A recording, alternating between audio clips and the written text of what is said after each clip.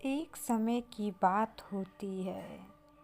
मोहनपुर नामक गांव में बहुत बड़े बड़े विशाल विशाल पेड़ थे। वह पेड़ बरगद और पीपल के थे। उन पेड़ों पर बहुत सारे चुड़ैलों का वास था। यह बात जान करके सारे गांव वाले रात के समय में उस रास्ते से होकर नहीं गुजरते थे, क्योंकि एक दिन की बात होती है।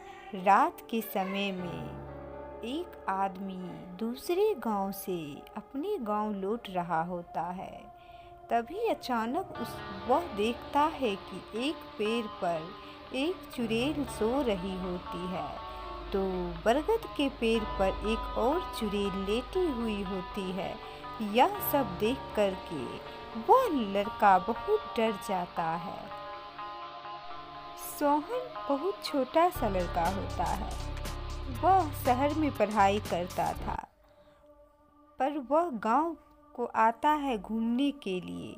तभी सोहन को यह बात पता नहीं होती है और वह उसी पेड़ के नीचे खेलने चला जाता है। शाम के समय में उसे पता ही नहीं चलता कि कब शाम से रात हो गई। तभी पीपल के पेड़ से एक चुड़ैल निकलती है। वह दिखने में बहुत डरावनी होती है। सोहन उस चुड़ैल को देख करके बहुत डर जाता है और चुड़ैल उसे देखती रहती है। सोहन भी उसे देखता रहता है। अब सोहन सोचता है कि वह क्या करे। वह इतना डर जाता है कि सोहन चुड़ैल को देखते ही उसके हाथों से वह मोबाइल गिर जाती है। जो सोहन मोबाइल लेकर गेम खेलने के लिए उस बरगद के पेड़ के नीचे बैठा हुआ था। तभी वह चुड़ैल पूछती है और कहती है, तुम यहाँ क्या कर रहे हो? तभी उसकी आवाज़ को सुनकर के सोहन बेहोश हो जाता है। सुबह होती है। गांव वाले जब तालाब के पास आते हैं तो वह बच्चे को बेहोश देखते हैं और इसकी जानकारी जा कर के उसके परिवार वाले को देते हैं। सोहन अभी तक होश में नहीं था। तब वह होश में आता है, तभी देखता है अपनी माता पिता को। सोहन कहता है, अरे मैं घर कैसे आ गया? चुड़ैल वहाँ थी, अब मैं क्या करूँ? तभी उसकी माँ कहती है, अरे यह तो बहुत डरा हुआ है। इसकी खबर पूरे गाँवों में फैल जाती है। सभी यही बात करते हैं कि सोहन को यह बात बता देनी चाहिए थी। और घर में बैठा सोहन उस चुड़ैल के बारे में ही सोचने लगता है कि वह आखिर कितनी डरावनी थी।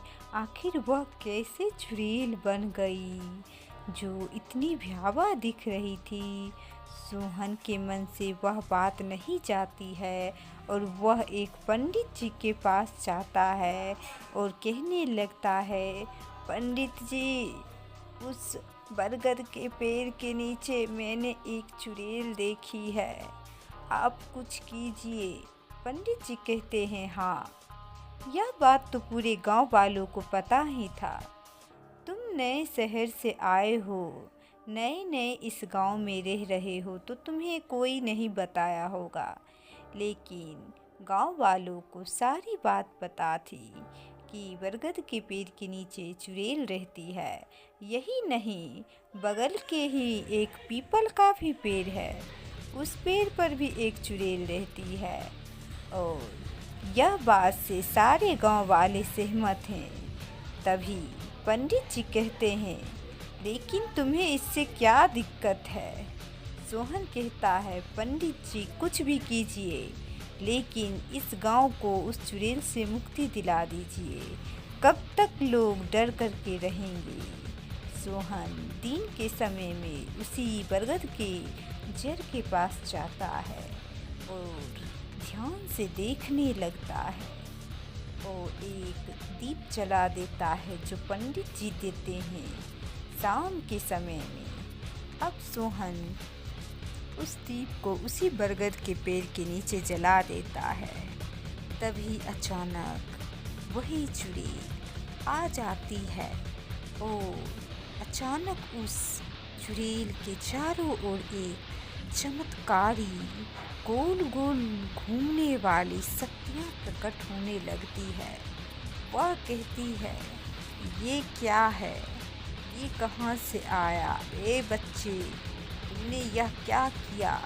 तभी सोहन कहता है, आपको इस पेड़ को छोड़ के जाना पड़ेगा, क्योंकि आपकी वजह से ये गांव वाले पूरे डर के हमारे घर में रहते हैं। आप इस पेड़ को छोड़ के चले जाइए, नहीं तो मैं तांत्रिक बाबा को बुलाऊंगा। तभी चुड़ैल के चारों ओर शक्तियाँ घूमने लगती है और चुड़ैल गायब हो जाती है। यह सब देख कर के सोहन कहता है, वाह, सच में मैंने उस चुड़ैल से मुक्ति दिला ही दी इस गांव को।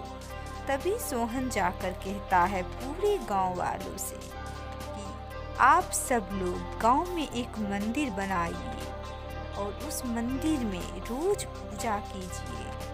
तभी सोहन गांव के लड़के को भी इकट्ठे करता है और कहता है, तुम सब समय समय पर भगवान की पूजा किया करो और भगवान का पूजा की आयोजन किया करो, जिससे सारे दूर दूर के लोग इसमें शामिल हो सके।